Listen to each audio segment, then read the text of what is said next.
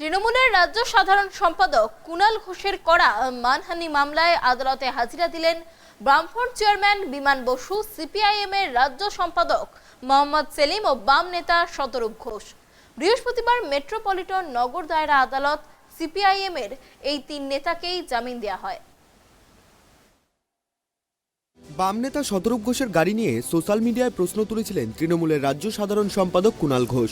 প্রশ্ন তুলেছিলেন 2021 সালে নির্বাচনী হলফনামায় যেখানে মাত্র 2 লক্ষ টাকা সম্পত্তি দেখিয়েছিলেন শতরূপ, সেখানে 2023 সালে কিভাবে 22 লাখি গাড়ির মালিক হলেন তিনি।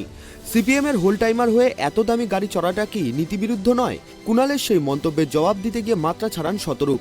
গাড়ির রহস্যভেদ করতে গিয়ে কুণালের বাবাকে জড়িয়ে বিতর্কিত মন্তব্য করে বসেন। শতরূপ দাবি করেন গাড়িটি তার বাবা শিবনাথ ঘোষের টাকায় কেনা। এরপরই কুণাল ঘোষকে আপত্তিকর ভাষায় আক্রমণ করেন শতরূপ। বলেন, আমার বাবা আছে, সবার বাবা থাকে, তারা গিফটও দেন। আশা করি কুণাল বাবুরও ছিলেন, যদি না উনি টেস্ট টিউব বেবি হয়ে থাকেন। শুধু তাই নয়, কুণাল ঘোষের বেনামি ভাই থাকতে পারে বলেও কটাক্ষ করেছিলেন। এদিকে বাম নেতাদের বিরুদ্ধে করা মানহানি মামলায় বৃহস্পতিবার নিজেই আদালতে অনুপস্থিত ছিলেন কুণাল ঘোষ। সেই প্রসঙ্গে শতরূপ ঘোষকে প্রশ্ন করা হলে তিনি জানান, উনি এখন অত্যন্ত গুরুত্বপূর্ণ একটা কাজে বিদেশ সফরে গিয়েছেন। এই বিষয়ে আমি কিছু বলবো না। না দেখুন, আমার এই নিয়ে কুণাল ঘোষের বিরুদ্ধে আমি কিছু বলবো না। তার কারণটা হচ্ছে উনি একটা অত্যন্ত গুরুত্বপূর্ণ মিশনে এখন আছেন আমাদের রাজ্যের পক্ষ থেকে। উনি কেননা এর আগে আপনারা দেখেছেন আমাদের রাজ্যের মুখ্যমন্ত্রী বেশ কয়েকবার শিল্প সফরে গেছেন বিদেশে, গিয়ে 10 টাকারও শিল্প আনতে পারেননি। তাই মুখ্যমন্ত্রী এবার ঠিক করেছেন যে সোজা আঙুলে ঘি না উঠলে আঙুল বেঁকাতে হবে। চেয়ে চিনতে যখন শিল্প আসছে না, তাই এবার শিল্প চুরি করে আনতে হবে। সেই কারণে 3.5 বছর জেল খাটে একটা চোরকে নিয়ে গেছেন শিল্প সম্মেলনে শিল্প চুরি করে আনতে। সুতরাং আমরা কুণাল ঘোষকে শুভেচ্ছা জানাচ্ছি। আমরা চাই আপনি স্পেন থেকে রাজ্যের জন্য শিল্প চুরি করে আনুন, যেরকমভাবে এর আগে কয়েকজন মুখ্যমন্ত্রীর সঙ্গে গিয়ে চামচ চুরি করে এনেছিল। এবার অন্ততপক্ষে একটা চামচ কোম্পানি চুরি করে আনুন। সুতরাং কুণাল ঘোষ একটা অত্যন্ত গুরুত্বপূর্ণ মিশনে এখন বাইরে আছেন, ওনাকে নিয়ে কোনো ছ্যাবলামি আমি বরদাস্ত করবো না। এদিকে বাম নেতা শতরূপ ঘোষকে পাল্টা কটাক্ষ করেছেন তৃণমূলের রাজ্য সাধারণ সম্পাদক কুণাল ঘোষ। তিনি বলেন, যখন ওরা যুক্তিতে পারে না তখন ওরা ব্যক্তিগত কুৎসা করে। ত্যায্যপুত্র বলে কটাক্ষ করেছিলেন শতরূপ। অভিযোগ, তাতে সায় দিয়েছিলেন বিমান এবং সেলিম।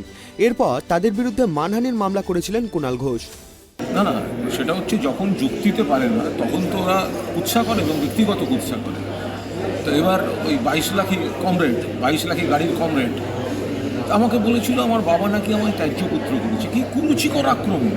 এবং সব থেকে দুর্ভাগ্যজনক হচ্ছে এইসব 4 আনার কমরেডরা যাই বলুক, বড়রা বিমান বসু, মোহাম্মদ সেলিম, এরা এই সমস্ত প্ররোচনা দিচ্ছেন এবং পার্টি অফিসে বসে সাংবাদিকদের সামনে এই কথাগুলো বলা হচ্ছে। আমি মানহানির মামলা করেছিলাম, তারা নানাভাবে চেষ্টা করেছেন তার থেকে নিষ্কৃতি পেতে, হয়নি। ফলে আজকে কিন্তু কোর্টে আসতে বাধ্য হয়েছেন এই বিমান বসু, এই মোহাম্মদ সেলিম, এই শতরূপ ঘোষেরা। তখন তো বড় বড় কথা বলেছিল, দেখে নেব, অমুক হবে, তমুক হবে। তো কোথায়? আজকে কোর্টে আসতে বাধ্য হয়েছে। জামিনটা তো একটা মামলার প্রসেস, কিন্তু কোর্টে আসতে বাধ্য হয়েছেন এবং সেখানে জামিন নিয়েছেন। কিন্তু এই যে কোর্টে আসতে বাধ্য হওয়া, এর থেকে সিপিএম শিক্ষা নেই? আর কত নির্লজ্জ উদ্ধত্যপূর্ণ আচরণ এনারা করবেন? বাম নেতাদের বিরুদ্ধে মামলা করার আগে অবশ্য সিপিএম এর 3 নেতাকেই আইনি চিঠি পাঠিয়ে তাদের ক্ষমা চাইতে বলেছিলেন কুণাল ঘোষ, কিন্তু সেই চিঠি তারা উপেক্ষা করেন। এরপরই কলকাতা মেট্রোপলিটন ম্যাজিস্ট্রেটের এজলাসে মামলা দায়ের করেন তৃণমূলের রাজ্য সাধারণ সম্পাদক। গত 5ই এপ্রিল সেই মামলা গ্রহণ করেন মেট্রোপলিটন ম্যাজিস্ট্রেট। বৃহস্পতিবার 2000 টাকার ব্যক্তিগত বন্ডে জামিন পান বাম নেতারা। এছাড়াও 2005 সিআরপিসি ধারায় হাজিরা থেকে অব্যাহতি চেয়েছেন শতরূপের আইনজীবী। সেই রায় এখন স্থগিত রয়েছে বলেই জানা গিয়েছে। Bureau report, tribe TV.